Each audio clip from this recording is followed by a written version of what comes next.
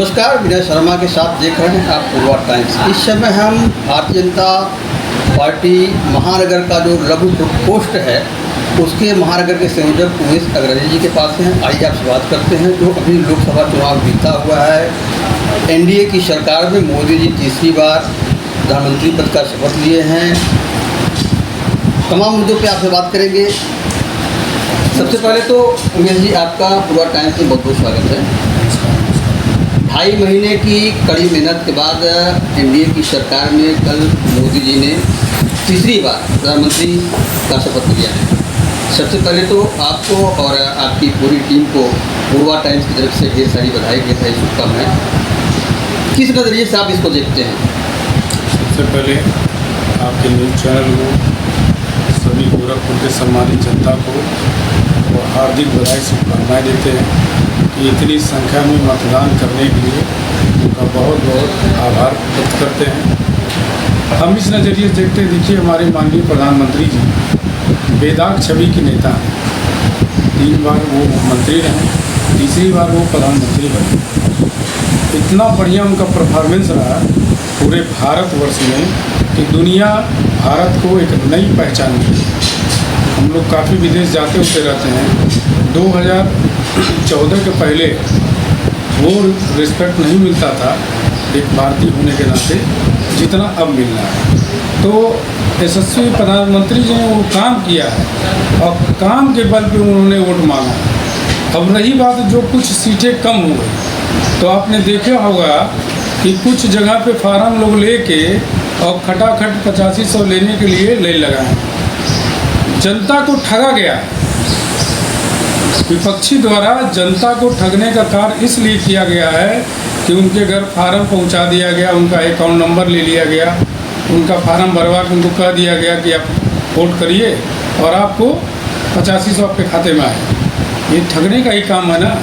और भोली जनता को जो ठगा गया उसी में वो हम लोग का थोड़ा सीट कम हो गया, और कोई ऐसा कारण नहीं था। पूरे भारत में देखिए हर जगह हम लोग प्रचंड बहुमत से आगे बढ़े। 3 राज्य में प्रचंड बहुमत की सरकार है। उड़ीसा में देखिए जो कभी हम लोग की कुछ नहीं था, आज देखिए वहाँ भी प्रचंड बहुमत से सरकार बनी। यही हम लोग के लिए काफ़ी खुशी और हर्ष की बात है कि हम लोग के प्रधानमंत्री जी अपने काम के बल पे अपने यशस्वी प्रधानमंत्री जो उनका तेज है, वो 3 बार मुख्यमंत्री रहे, गुजरात को डेवलप किए, पूरे भारत को डेवलप किए, तो तीसरी बार उनको हक है बनना, उन्होंने बना।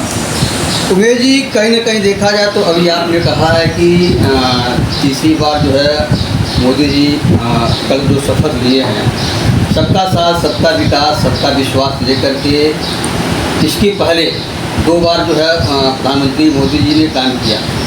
आखिर वह कौन सी ऐसी चीज़ें रही जहां आपसे छूट गई? अभी आप कह रहे थे कि 8500 रुपये लेने के लिए फॉर्म लिए गए, अकाउंट नंबर लिए गए। आखिर जनता कैसे वहां चली गई, जबकि आपने सबका साथ, सबका विकास और सबको विश्वास लेकर के जो काम किया है, हर आदमी तक पहुंचने का प्रयास किया है, योजनाओं का लाभ देने का प्रयास किया, फिर कहाँ चूक रह गई आखिर? देखिए गांव देहात में अभी भी देखिए अयोध्या विधानसभा में लोग नहीं आ रहे थे। अयोध्या विधानसभा की देख लीजिए, वो नहीं आ रहे थे। गांव देहात में कहीं कहीं हम लोग चूक गए, चाहे हमारे कार्यकर्ता अपनी बातों को नहीं समझा पाए और वो अपना फार्म दे के उनको ठगने का कार्य कर दिया। तो देखिए जब ठगने का कोई मन बना लेता है, किस तरह से ठगना था। पहले कह दिए कि संविधान बदल दिया जाएगा, झूठ अफवाह फैलाया गया। पिछले बार कहा गया कि राफेल घोटाला होगा, झूठ अफवाह फैलाया गया। तो विपक्षी के द्वारा, यही मोदी जी थे जब गुजरात के मुख्यमंत्री थे, तो उनको आरोप लगाया गया कि अल्पसंख्यकों को मरवाने का कार्य किया। ऐसा आज तक कुछ नहीं पाया गया।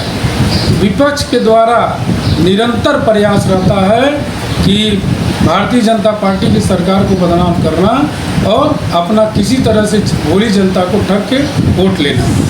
आप एक चीज़ देख लीजिए कि हम लोग भारतीय जनता पार्टी की सिंगल 242 सीट आई है और पूरा विपक्ष मिलके भी वो मुकाबला नहीं कर पाया है। कैसे उनकी हम जीत माने? उन्होंने 10 साल कार्य किया, 50 से 99 में आया। हम लोग 10 साल कार्य किए, 30 सीट मात्र कम हुआ। तो हम लोग क्या माइनस में हैं? हम लोग कहीं से माइनस में नहीं हैं। अब पूरे वर्ल्ड में सबसे ज़्यादा जनसंख्या वाला भारत है। तो जहाँ जनसंख्या ज़्यादा रहेगा, थोड़ा बहुत कमी बेसी निरंतर बना रहेगा। लेकिन उसका भी हम लोग फिर प्रयास करेंगे अभी आगे फिर चुनाव आएगा 2027 में, उसका पूरा बदला निकाला जाएगा पूर्ण बहुमत से। फिर माननीय हमारे परम पूज्य महाराज जी को तीसरी बार बनाया जाएगा, तब पूरा हो। उमेश जी, अभी आप कह रहे हैं कि जो है बदला लेंगे, जबकि देखा जाए तो 2014 का जब चुनाव हुआ और इस देश में घर घर मोदी, हर हर मोदी का नारे लगाए गए जो है, बहुत हुई महंगाई की मार, अगली बार मोदी सरकार 2 करोड़ नौकरी, इसके अलावा जो चुनाव हुआ वहाँ से पन्ना प्रमुख बूथ अध्यक्ष है, मतलब देखा जाए तो आपका जो संगठन है वह एक सशक्त रूप में है। बावजूद इसके जो है पूर्ण बहुमत न पाना, एनडीए को फिर मिला करके सरकार बनाना, आखिर ये 2027 का जो विधानसभा चुनाव होने जा रहा होगा आगे, इसमें आप कैसे दावा कर रहे हैं? देखिए, एनडीए की सरकार निरंतर चली है। हम लोग की भारतीय जनता पार्टी की भले ही पूर्ण बहुमत की सरकार हो, एनडीए का साथ हमेशा हम लोग साथ में रखते हैं। कुछ लोग नाराज़ हुए तो गए, फिर कुछ लोग खुश हुए तो आए। एनडीए का साथ कभी भी नहीं छोड़ा गया। सब देखिए, भारतीय जनता पार्टी कभी किसी को छोड़ती नहीं है। अगर उसके अच्छे विचार हैं, नेचर हैं अच्छे, तो उसका भारतीय जनता पार्टी में स्वागत करती है। अब रही बात पूर्ण बहुमत की बात है, देखिए 2 टर्म 10 साल सरकार चली, अच्छा खासा। तीसरे बार भी हम लोग सरकार बनाए, थोड़ा सा पूर्ण बहुमत में सिर्फ कमी रह गई, यही नहीं हुआ। और कहीं तो सरकार बनाने में तो कोई कमी नहीं रही, यही रहा कि हम लोग पर्सनल जो सीट था वो हमारी 30 सीटें कम हुई, इतना ही हुआ। तो पूरे भारत में 30 सीटें अगर कहीं कम हुई, कहीं बढ़ी भी, 3 राज्य में हम लोग जीते भी। अभी इसके पहले राजस्थान, छत्तीसगढ़ हार गए थे, उस पर कोई जवाब दिया? अपना हिमाचल नहीं बचा पाए, 4 के 4 विधानसभा हम लोग जीत लिए, वो तो 4 अपना विधानसभा वो सांसदीय सीट नहीं बचा पाए। तो जितना मेहनत, जब कोई भी कहीं ज़्यादा संख्या होता है, थोड़ा बहुत कमी बेसी हो जाता है। अगर उसकी थोड़ा बहुत कमी बेसी हुई, उसकी समीक्षा चल रही है, आने वाले विधानसभा चुनाव में हम लोग पूरा करेंगे। मैंने बदले की बात कही, उसको अन्यथा मत लीजिएगा। बदले का मतलब होता है कि अगर हम लोग 30 सीट गंवाए हैं तो हम लोग 100 सीट लाने का प्रयास करेंगे एक्स्ट्रा। आपको याद होगा, यहीं गोरखपुर में उपचुनाव में हम लोग हार गए थे, लापरवाही से हारे थे ना। लेकिन फिर जब चुनाव हुआ तो उसको पूरा किया गया, डबल ताकत से जीता गया। तो हम लोग में कभी कल हसकत हो जाता है, कभी कल सोचते हैं कि हमारी सरकार आई रही है, थोड़ा लापरवाही हो जाता है। बस यही थोड़ा बहुत कमी की वजह से हम लोग 30 सीट कम हो, और कहीं से न सरकार बनाने में, न अगले 5 साल सरकार चलाने में मोदी जी का एकदम योगदान है पूरे देश को विकसित भारत बनाने का।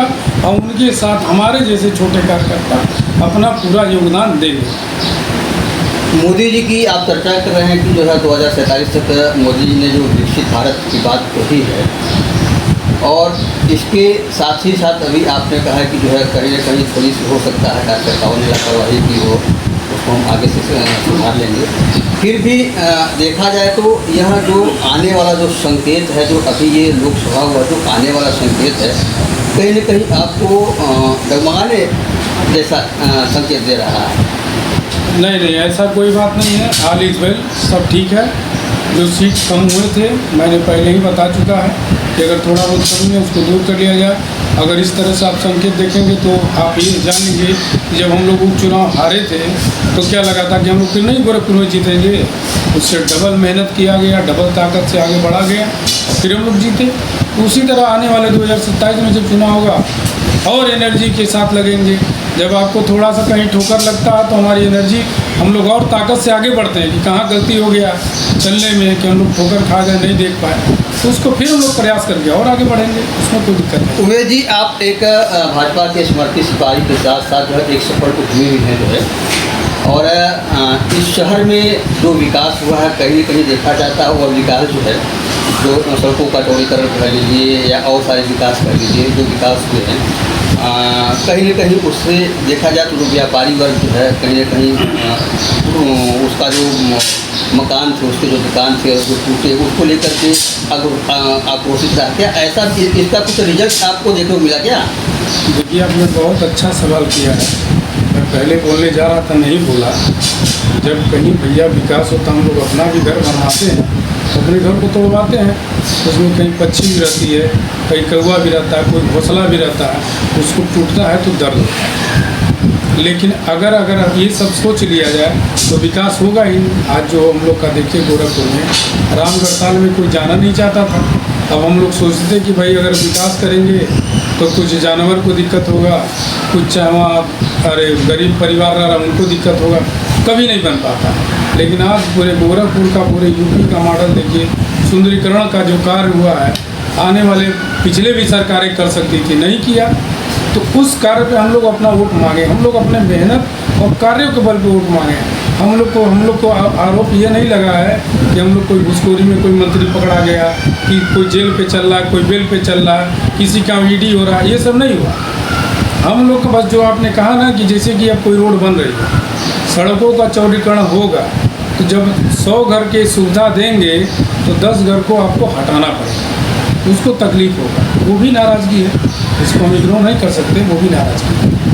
कुबेर जी, युवाओं को जो 2 करोड़ प्रतिवर्ष नौकरी देने की बात चल रही थी जब मोदी जी 2014 में पीएम बने, तो उसके बाद युवा भी कहीं न कहीं अपने आप को असहाय, ठगा महसूस कर रहा है। वो या तो ओवर हो गया या तो जो है किसी बिजनेस में चला गया। ऐसे में देखा जाए तो जो आने वाला आपका 2027 का जो विधानसभा का चुनाव होगा, इसके लिए आखिर आप लोग क्या रणनीति बनाएंगे, क्या करेंगे युवाओं को अपने साथ जोड़ने के लिए? क्योंकि आप युवा भी हैं और कहा भी गया है कि जिसको ओर जवानी चलती है उसको ओर जमाना चलता है। युवा दिशा और दशा को बदलने में जो है वो कामयाब रहता है, इतनी शक्ति उसके अंदर होती है। इसके लिए आखिर आप क्या करेंगे?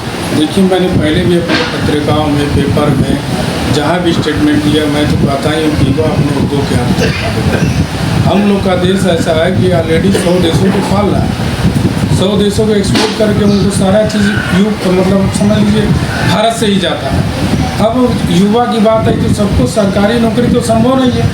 हमारी सरकार ने इतनी अच्छी सुविधा कर दी है कि बैंक से जाइए, अपनी योजना का लाभ लीजिए, सब्सिडी लीजिए, इंडस्ट्री बैठाइए, फैक्ट्री बैठाइए। आपके ऊपर निर्भर करता है कि आप कितना कैपेबल हैं।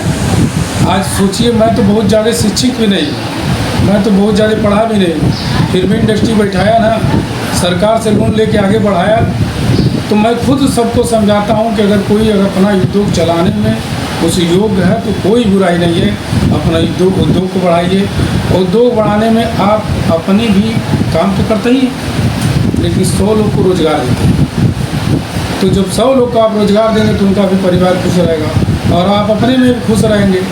हमारा ज़्यादा फोकस रहता है ज़्यादा से ज़्यादा युवा उद्योग की तरफ बढ़े, उद्योग बढ़ाए, इंडस्ट्री लगाए, दुकान खोले, अपना बिजनेस करे। आजकल ऑनलाइन बिजनेस चल रहा है, सब कर ही रहे हैं, किसी को कोई प्रकार की परेशानी नहीं है। लेकिन विपक्ष का मुद्दा भटकाना, अटकाना, जनता को ठगना, यही सब वो ज़िंदगी भर किए हैं और अब पिछले 70 साल से किए हैं, तभी तो ये दुर्दशा हुई। आज उन्होंने 10 साल में कितना तरक्की किया, 50 से 99 पे आए। हम लोग क्या थे, 2 से 302 पे आए, 265 पे आए, 70, 72 अप डाउन लगा रहा, लेकिन फिर भी सबसे बड़ी पार्टी आज भी भारतीय जनता पार्टी है। उमेश जी, महंगाई के मुद्दे में भी कुछ कहेंगे? क्योंकि हर हर मोदी, घर घर मोदी, बहुत बड़ी महंगाई के बाद अब की बार मोदी सरकार यही कह करके जो है 2014 में जब मानबेला में पहला मोदी जी की सभा हुई थी तो उसमें यही नारे लगाए गए थे। देखिए, आज भी कोई भैया महंगाई नहीं है। आप रिकॉर्ड उठा के देख लीजिए, पेट्रोल का भाव क्या था 2014 का पहले, आज 2024 चल रहा, 10 सालों में कितना पेट्रोल बढ़ गया, पिछले के 10 सालों में कितना पेट्रोल बढ़ा, वो चेक कर लीजिए। और जो महंगाई की लोग बात करते हैं, आज पूरा हर हाथ में एंड्रॉयड मोबाइल कहाँ से आ रहा है? किस बेस पे आप कह रहे हैं कि महंगाई है? आज आपका AC ट्रेन पहले फुल हो जाता, फ्लाइट पहले फुल हो जाता है। अगर महंगाई रहती तो AC क्यों जाता? जनरल बोगी में लोग जाते, स्लीपर में जाते। ये सब देखिए भटकाने की बात है। कहीं किसी प्रकार की कोई दिक्कत नहीं है। ठेला वाले से पूछिए तो वो कितना कमाता, वो भी 1000 रुपये पर डे कमाता है। वो भले ही कहता है कि हम नहीं कमाते, मेरा ठेला वाला 800, 1000, 1200 प्रतिदिन कमाता है। कहीं कुछ महंगाई नहीं है, देखने का नज़रिया है। और ये सब विपक्ष द्वारा हम फैलाए गए, ऐसा कुछ नहीं है। किसी को कोई दिक्कत परेशानी नहीं है। थोड़ा बहुत दिक्कत हुआ है, जो हम लोग कहीं से कमज़ोर पड़े हैं तो उसको भी हम लोग पूरा करें। जो राम को लाए हैं हम उनको लाएंगे, लास्ट प्रश्न है। लेकिन वहाँ राम को लाने वाले जो है नहीं आ पाए, आखिर क्यों? ये जो आपने सवाल पूछा है ना, इसका सटीक जवाब मैं एक ही चीज़ दूँगा, जो राम को लाए हम उनको लाएंगे, ठीक है ना। आपको सबसे अच्छा जवाब भगवान ने खुद दिया है कि मैं धरती पे आज भी हूँ। अगर मेरी 400 सीट आती तो आप भी कहते कि ईवीएम बदला गया, मानते ना। प्रेस न्यूज़ से लगाए सबके में ही चर्चा थी, ईवीएम बदला गया, मीडिया वाले बिक गए। मीडिया वाले पे आरोप लगा कि मीडिया वाले बिक गए, साइलेंट वोटर ने ही काम किया। अयोध्या में जिसका जिसका घर उजड़ा, जिसको दिक्कत हुआ, तकलीफ हुआ, भगवान सबकी सुनता है। भगवान आपकी भी सुनेगा, विपक्ष की, पक्ष की भी सुनेगा। भगवान का ही काम है। उन्होंने बताया कि मैं धरती पे आज भी हूँ, और अयोध्यावासी ने भी बताया कि मैं भी अयोध्यावासी ही हूँ।